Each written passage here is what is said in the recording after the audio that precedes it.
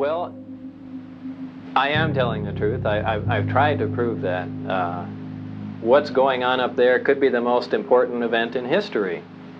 You're talking about contact, physical contact and proof from another system, another planet, another intelligence.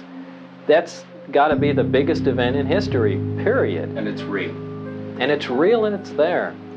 And I had an extremely small part in it, but I'm convinced that what I saw is absolute proof of that. There is no way we could have created those systems. There's no way we could have made the discs, the power supplies, anything to go with them.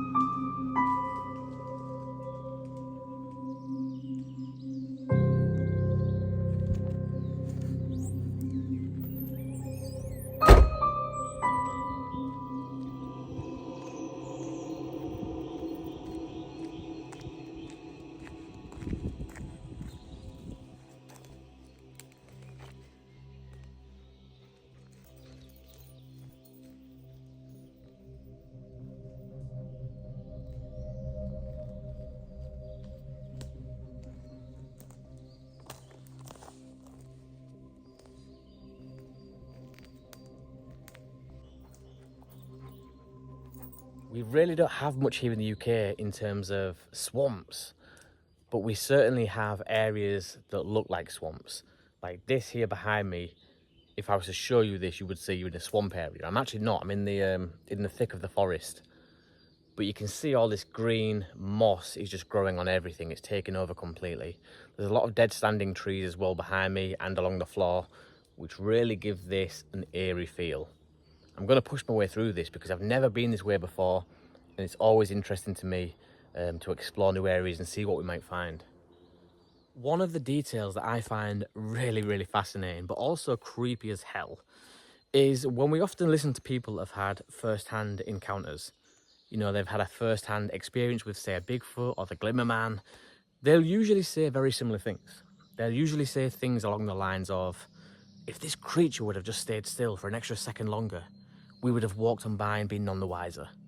You know, we wouldn't have even known that this creature was there, stood back in the shadows, watching us. And is that really too hard to believe? Because if you look at the environment where I am now, I have no doubt in my mind that if you grabbed a human being, you know, a human being dressed in a ghillie suit and laid him out on the floor, only a few feet away from where I'm standing now, I'll be honest, for the life of me, I probably wouldn't be able to pinpoint where he is. And that's a human being. We're not talking about a creature that's had thousands of years in this environment to evolve, and its only purpose and goal is to remain hidden. If that was the case, you would have no chance. And it gets me thinking, you know, like when back to my army days when we used to do camouflage and concealment, we always talked about the 4 S's. You eliminate the 4 S's and you can practically make yourself invisible. Shape, shine, shadow, silhouette. The human body is a very distinct shape. We have the head, shoulders come out, 2 arms and 2 legs. You can tell a human shape from many, many miles away if you've got good enough eyesight. It's very distinct from anything else walking this planet. And that's why ghillie suits, you know, when snipers or recce platoons go out to investigate and they're dressed in ghillie suits, that's why they have sticks and branches and moss hanging off here, there and everywhere. It's because they're breaking up the human shape. So the first one is shape, the second one is shine. If you look at my skin right now, there is a hell of a lot of shine, especially on my bald patch, but we won't talk about that. But no, on my hands, a lot of white shine, my head, my teeth, my eyes, the whites of my eyes. You know, that's a lot of shine in an area like this. You're going to stand out like a sore thumb. And that's why, again, the military will wear cam cream. You've seen it in the films where they give it all the, you know, rail over the top, Rambo-style cam cream. But that's to break up the shine on the human face and the hands and everything else. So we've eliminated shape and shine. The next one is shadow. In a place like this, there's shadows everywhere. So casting your own shadow in an area like this really isn't going to be an issue of such. So we can say that whatever's living in this area, it's mastered the ability to change its shape. It probably doesn't give off a shine because it's got fur or some other textured skin that doesn't reflect. And it's probably not going to be worried about its shadow as the shadow's everywhere. The next one is silhouette. And You know, we often get told in the army never to break the crest of a hill. You've seen it on a sunny day. You look over at a hill, or there's a group of people walking along it. You can see them a mile away, and you stand out again like a sore thumb. This is why when I see footage of like Bigfoot or supposed Bigfoot walking across the crest of a hill, I often don't believe those types of footage, because I think that it's a very rookie mistake to make for a human that knows anything about camouflage and concealment, let alone an evolved creature of over thousands of years. You know, if he wants to remain hidden, he will know fine well not to start walking over the brow of a hill. So that's shape, shine, shadow, and silhouette all eliminated. In an area like this, you would be invisible. You are not going to get seen. If you do, it's because you've made a mistake, not because someone's got good eyesight. And hey, who knows, like, who's to say that these creatures aren't entitled to make mistakes? How many people do they see every day? Probably none. So the first time a human being comes along, he might be caught off guard. He might be doing what he does 364 days of the year. Yet this one day, there's a human there now, and that's why he's being seen. But he didn't get seen because he's not camouflaged and he's not well adapted. I can tell you that for sure. But yes, and I just seen it crouched down like it was looking at the ground, looking at something, like a rock or something. I don't know what it was looking at. I was more focused on it. And then it stood up and it looked at me and my dog, and my dog's not scared of anything, like it's unfearful. And this thing kind of scared him, like he didn't want to move. Had kind of long, hardened fingernails that kind of shape. I've never felt that feeling before in my entire life. Solid white orb. Kind of looked like a flying full moon or a sun. If you're really out there, she's saying it sarcastically, give me a sign, prove your existence. If you really exist, give me a sign in my field of vision. And at that point, this thing shot from behind the car, directly over the top of the car, now facing the front of the car in the center of the road, up still above the road, flying. Stay.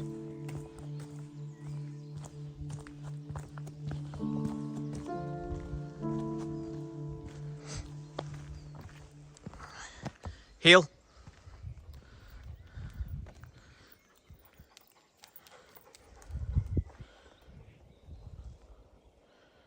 Down.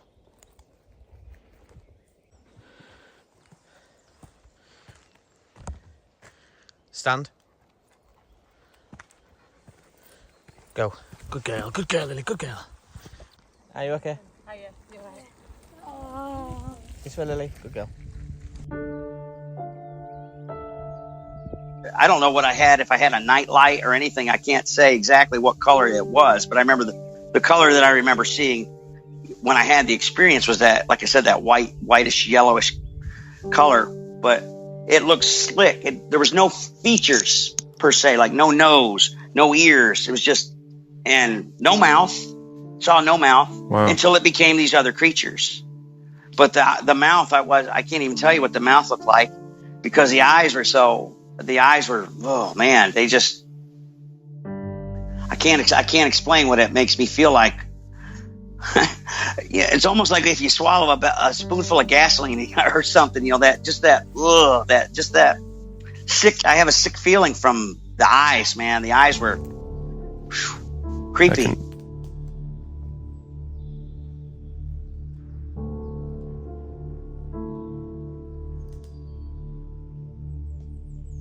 I've just had an unbelievable encounter, not with something paranormal, not with something cryptid or otherworldly, but with a really nice, down-to-earth guy. And let me explain. I'll try and tell this story and relay this as quick as I can, but it definitely needs retelling. So, roughly around this time, right now, here in the national park, everybody is leaving, and that makes sense because it's going to be nightfall in about an hour. So there's no real reason for anybody to be coming into the park. But as I'm coming in, there's an elderly guy walking his dog down the track on his way out. So he sees me, I see him, we say hi as we're passing. Then he takes a liking to Lily, which is usually the case. He starts to ask what dog she is, and, you know, we just have a general chit-chat about everyday things, like it's been a nice day today, for example. So we always talk about the weather and things like that.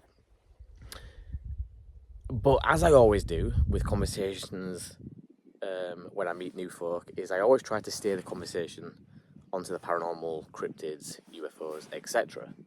And so it was quite difficult for me to gauge where I should insert this into the conversation, as we was only talking about normal, everyday, unrelated subjects. But it got to a point where I just thought, screw it, we're having a good laugh, good conversation, he seems open-minded. I just came out with it and said, this place, I don't know if you know, has a lot of strange reports. Have you ever heard of anything like that?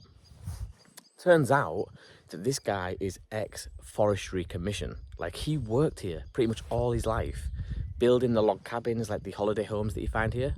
He built most of them. And just like that, he comes out with this fascinating story. And this always blows my mind because, you know, this guy could have been anyone. He could have just laughed at me and walked on. But he comes out with this story that over 20 years ago, something like that, 15, 20 years ago, he was building one of the log cabin holiday homes that are situated here in the national park. And there was him and a team of, I think he said about 3 or 4 other guys working on this. And they were working late one night when he and another guy spotted an object, a relatively large object. He didn't compare it to anything, so I'm not sure what he means by large, but that's the words that he used. A relatively large object with rotating multiple lights, multicolored lights, sorry, descending down to the forest canopy. As he's watching this with his buddy, they call the other 2 guys over. Now they're all stood there, tools have gone down, and they're watching this thing with multicolored lights rotating descend to the forest canopy. When it gets to the level of the trees, this thing splits into 3. The two on the edges, he said, shoot off and go the full length of the forest canopy, which is miles and miles and miles, in the blink of an eye. They then come back to the central object that they've just left and merge again into one. What would you even call this? A craft, he said, or something like. He didn't use the word craft. He said object or something like that. But these 2 objects merged back into one, and then descended below the canopy, the forest canopy. Once this happened, they couldn't see the rotating lights anymore. They couldn't hear any noise whatsoever. But every single one of them that was there that night working on the log cabin, the holiday home, you know, all agreed that that was a UFO. I wish I could have got him on camera. As we was talking, I did actually mention, you know, that I've got an interest in this stuff, and you know that's why I've asked you this question. Would you be willing to say this on camera for me? Because I've got a YouTube channel. Now that was the first mistake. I said YouTube channel. I should have learnt my lesson by now that when you start talking to people, to leave that out, because the minute you mention that you've got a YouTube channel talking about this stuff, people just don't want to know. I mentioned that I have a YouTube channel. The guy just didn't want to know. He kind of clammed up a little bit, and yeah, but nonetheless, I thought I would share this with you guys because it was such a fascinating story and one that definitely needed retelling. Because for me, again, it's just adding to the long list of things that people have seen here. I wonder how many other people he's told about that night here in the forest when him and 4 of his buddies saw this multicoloured object descending into the forest line. Fascinating. I guess this kind of rules out the idea that the sinkholes were created by root balls. Like people were saying that trees being upturned may create a root ball, like an indentation in the ground, and I do understand that. I get that. As you can see behind me, I'm not sure if this is doing it justice, but this is really deep. In fact, I'll just walk down there really quickly now so you guys can see what kind of scale we're talking about here.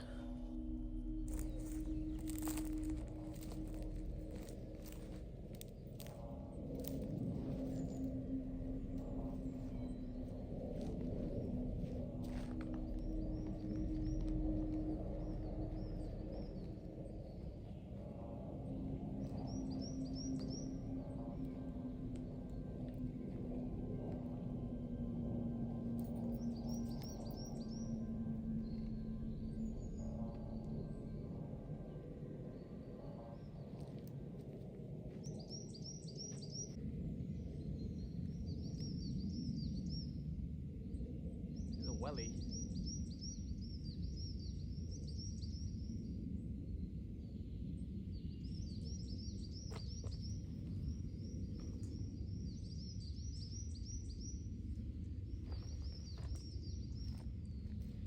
some really weird texture underneath my feet, and it doesn't feel like grass, it feels like some kind of tarpaulin sheet. It's making like a crunching sound.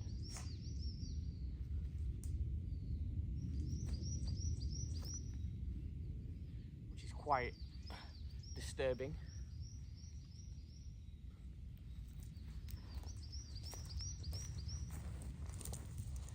Don't you think it's weird that you always find like one glove or one shoe?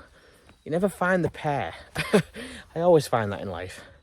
Sometimes you'll just be walking like past a rail, a fencing rail, and there'll be one just glove sat on top. And as you've just seen there is just like one boot on its own. Where is the other one? Like, what are people doing with the other one? Are they hopping back?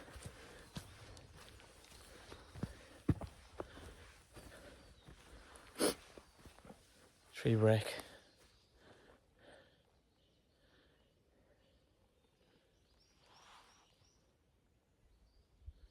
So I was recently asked a question, a very interesting question, and one that I'm sure we've all asked ourselves from time to time.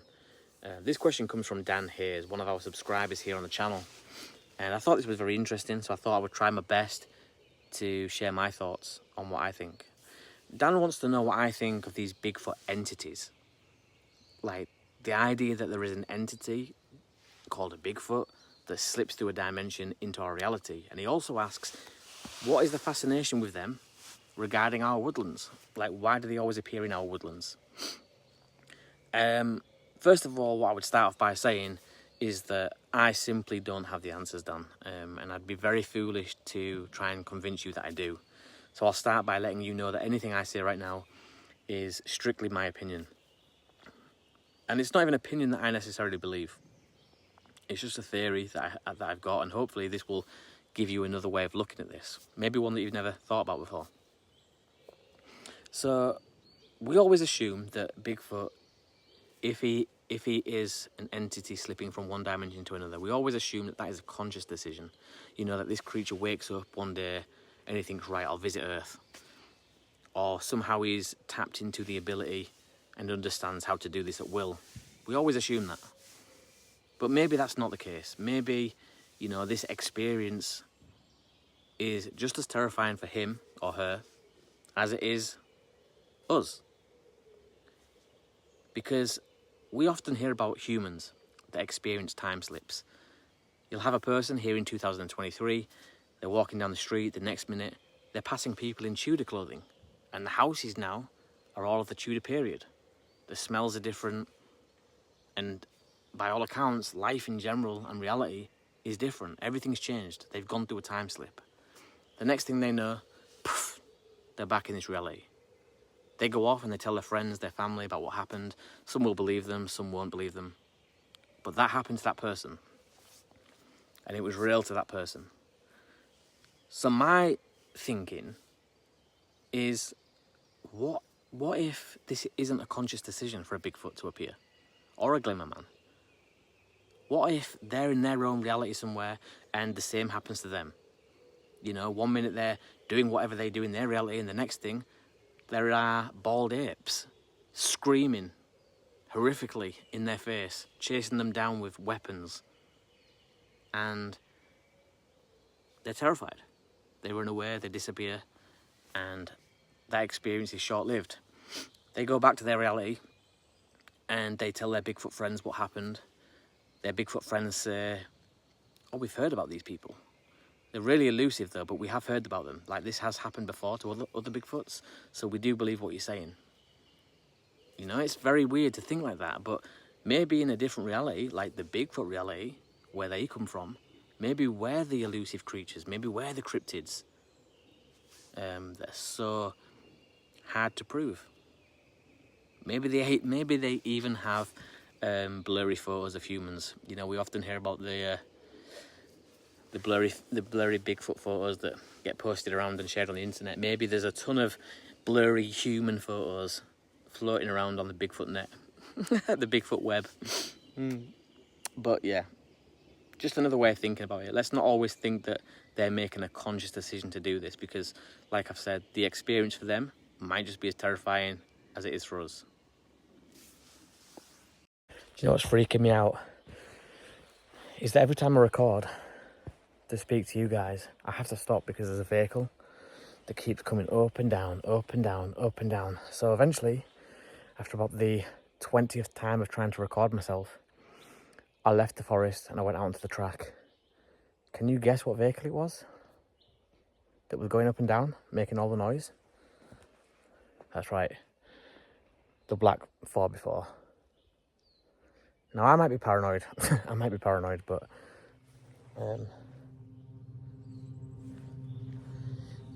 is that a sock? What is that?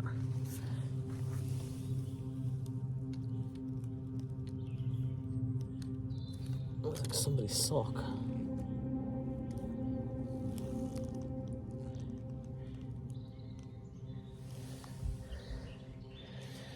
The more I come into this part of the forest, the more I see that 4x4 circling, going up and down, then finding things like the boot, now the socks, and the 30-year-old pack-ups, the hats of a child, the hat of a child. The more I'm starting to think that there's something more sinister about this area other than Bigfoot, cryptids, and unexplained things. I really hope that I'm wrong. I really hope that's not the case, but I've just got a really weird feeling that something sinister's happened. Maybe a long time ago, maybe it's still happening now. So this is where I was 3 years ago. Nothing's changed so far. Like, this is exactly as it looked 3 years ago. We had these stop danger of death signs on the fence, and if I can find that footage, I'm going to have to go right back through my videos, but if I can find that footage, I'll post it now so you guys can see that not really much has changed. They've not took the fence down, which to me, in my mind, means that they haven't finished the work behind the fence.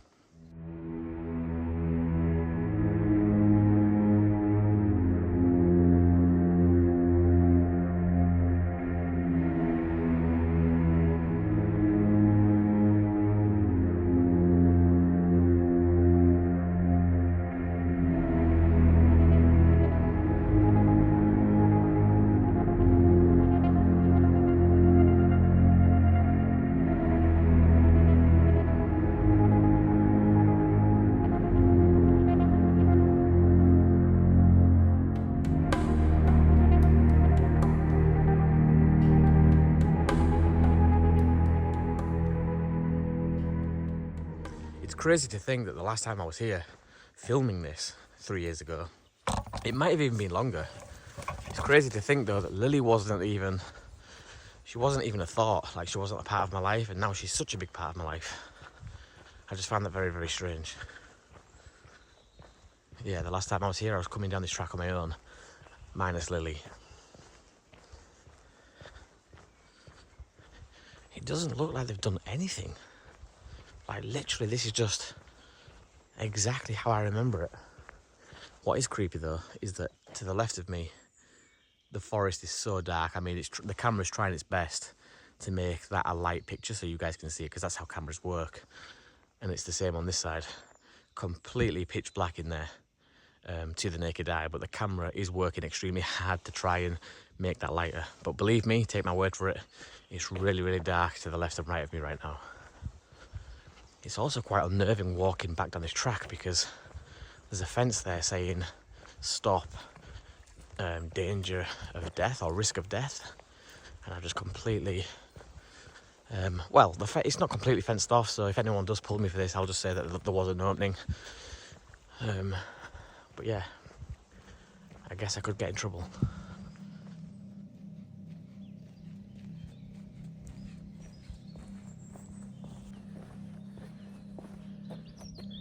I'll give you guys a quick 360 of the area just so you can see what I'm seeing.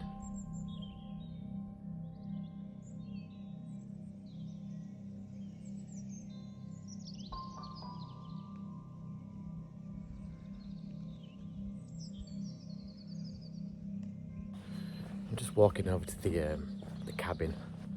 I'm not sure if they'll have night staff working, which is quite creepy. The last thing I want is someone kicking, open the door and saying, "Hey, what are you doing?" Because that will really scare me. The last thing we want in this environment is to be scared. It looks empty, it looks vacant.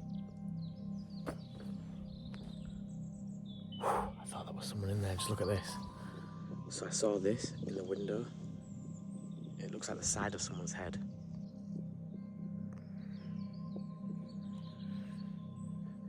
Is that the side of someone's head?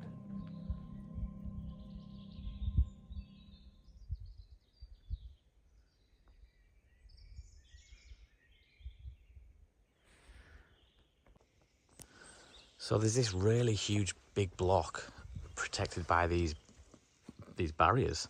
Obviously I'm assuming to keep people away from the masonry work, but these etchings on the rock, that's some kind of writing. Like, it's not just random marks made on the rock. I'll try and zoom in so you guys can make some of this out, because I've been trying to read it now for the last 5-10 minutes, but it's quite difficult with the letters being so closely knit together. So I'm not going to read all of this because, like I said, it is quite difficult. But so the writing says, wall, before the sun sleeps, rough another night, and northern winds numb, long, I can't make that bit out, long healed, long, I don't know, fractured bones, or cracked and opened wide by earthly weight, earthly might.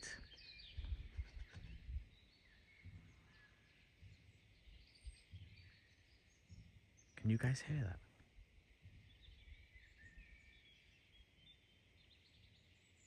Did you guys hear the beating of that drum?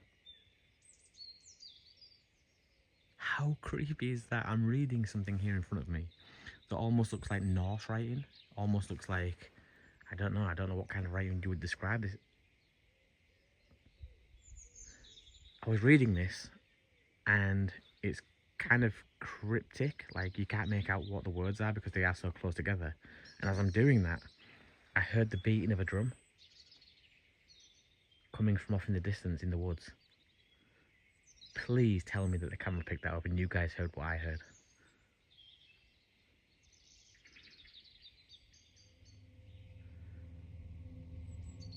I have no idea what this is. Like I said, it is really cryptic. It's almost like a riddle of some kind.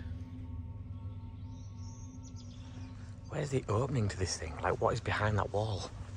The last time I was here, I think there was an opening and I somehow got in there, but it's these woods that are creeping me out. Like, all around me, 360 degrees, it's just these really dark woods, and it goes off for quite a few miles in every direction. If you was to get dragged through those woods, God, that would be creepy.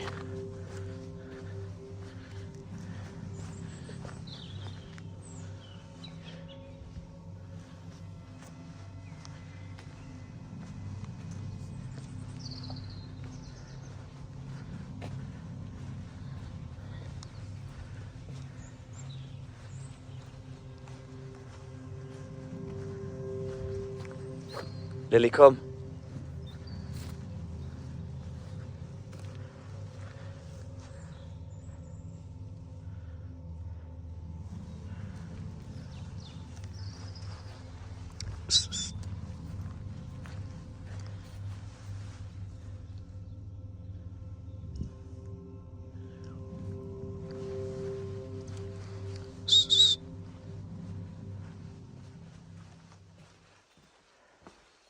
Good girl.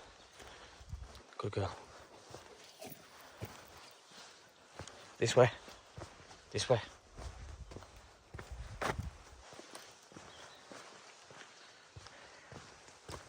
Yeah, so I have no idea what this is, guys. I mean, like I've said, they don't seem to have made much progress in 3 years. It's almost like they've downed tools and just not come back to it.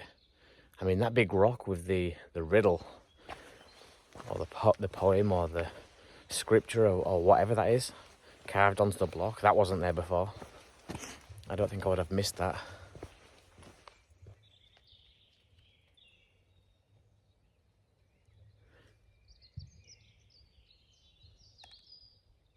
What the hell? It sounds like someone walking through the woods beating a drum.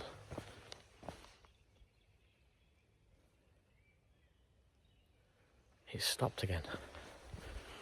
I don't know if you guys are going to pick that up because it is quite a distance away, but every time I mention the block with writing on. Never happened that time, but the last 2 times when I was reading the writing on that block, the weird thing is that now I'm in an opposite direction and it's coming from over that way. Whereas when I was reading the block is there, it was coming from over that way. So how the hell does that work? I was down over there fishing for quite a while, and all of a sudden there's this, I don't know how to explain it. It looked like a little dark brown thing floating on the water, getting closer to me. And I kept fishing and sitting there looking at it, and then it was getting closer and closer, but it was raising up out of the water a little more at a time as it got closer to me. And I kept thinking, what is that? What in the world? I remember looking at it, and then all of a sudden it closed its eyes. And I was like, okay, well, it's not there anymore. So in my head, I'm thinking, if it closed its eyes, if this is going to be a Bigfoot, it's standing up at this point. It's got to be standing up or it's still sitting there.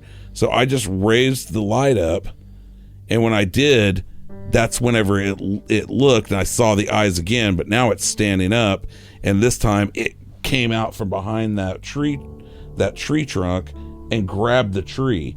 And whenever I saw it grab the tree like that, I could see the hair on its arm sway. As I'm sat here, I was just thinking about something that I thought I would share with you guys because I found it quite interesting. I always like to pick my own brain and ask myself questions why, which is ironic considering what I'm going to talk about now. So I was thinking, why and how do people have such a hard time believing that Bigfoot could be extraterrestrial or supernatural, or even have some ability that we're not familiar with? Why do people have such a hard time believing that? And the reason that I gave myself was that as humans, it's in our DNA, it's hardwired into us to have to know the answers to everything. It's the reason we jump in rockets and head to the moon. It's the reason we send Voyager 1 and Voyager 2 out to the far reaches of our solar system. We have to know the answers. And whenever we can't find the answers to a specific subject, it leaves this nagging sensation, this real weird sensation that just doesn't sit right with humans. As humans, like I've said, it's just built in us. We have to know why. We have to ask the question why and then go off and prove it. And so back to my original point. I think that the reason people struggle to believe that Bigfoot is an extraterrestrial is because it makes that gap from not knowing to knowing so much further. And like I've just said at the start of this conversation, we hate that. That leaves a really uneasy feeling with us as humans. We have to be close to finding the answer or have the answer altogether. We can't be miles away and just completely know nothing about a certain subject because that irritates us. And so for some people, it's just easier to say that Bigfoot is flesh and blood, because then the gap of potentially finding out or discovering or proving this creature seems a lot shorter, the distance between. We all know what a flesh and blood creature looks like. We have plenty of them here on Earth. We all know and understand that creatures go undiscovered for years and years and years, and then out of the blue, new species are discovered. And so because we already have this information to hand, it seems like discovering Bigfoot isn't so far away. It's quite tangible. It's almost there. We've nearly got it. We've nearly proved it. It's just a matter of time. And they don't like people like myself that say, actually, we're nowhere near finding out the truth because this thing is coming from somewhere else. Why don't they like that? Because I've just widened the gap massively. We know nothing about aliens. We have no proof. We have no live candidates that we can march in front of people and say, look, here's an alien, this is what they look like. We don't have anything on them. So to suggest that this Bigfoot creature is an extraterrestrial, I've just sent that gap of knowing and not knowing through the stratosphere. And that doesn't sit right with people. So it's just easy for them to say, no, it's flesh and blood. We're almost there. We've almost proved it. We've almost discovered him. And I kind of I kind of feel like the best analogy for that would be the carrot in front of the donkey. You know, you've all seen the pictures where the carrot dangles in front of the donkey and the donkey just keeps walking forward. He always feels like he's there. He always feels like he's about to get the carrot, and so he just keeps on searching, he keeps on walking. And that's what people are doing with the Bigfoot flesh and blood. And don't get me wrong, like, that's just my opinion. There's going to be people here now watching this that believe Bigfoot is a flesh and blood creature. And I could be completely wrong, so please don't give up on that belief if that is what you think.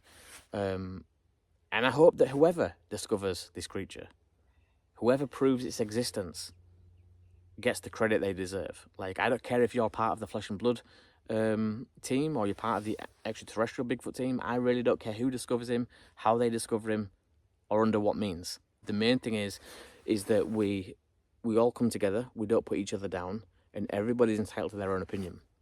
You know, you're never going to agree with everybody, and what a sad world and a lonely world that would be if that was the case.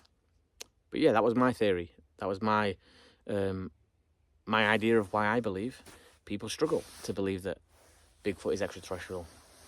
Because the minute you add that word extraterrestrial, you've just put a huge wedge between how long it's going to be before we discover him. People don't like that. I cannot see it, and I'm really trying to open my eyes and look and see if I can see anything. And it just stops, and it's standing there. And it's not moving. Because if it starts to move, I'm going to be able to hear it because of, you know, it's cold. All the leaves are on the ground from the trees. It's hard to walk, you know, in leaves. They're so crunchy and noisy. So you can hear something coming from a long ways off. So this thing stops, and it's just standing in there. And I'm standing in the bean field. And it lets out a scream. And I'm telling you, I immediately dropped down on one knee. I didn't think to do that. I just reflex. Boom, I'm down on one knee. And then beans are up around my face. I'm trying to get myself as small as I can. It's not a coyote. It's not a bobcat. It's not that kind of a scream. It's more of a woman being stabbed to death.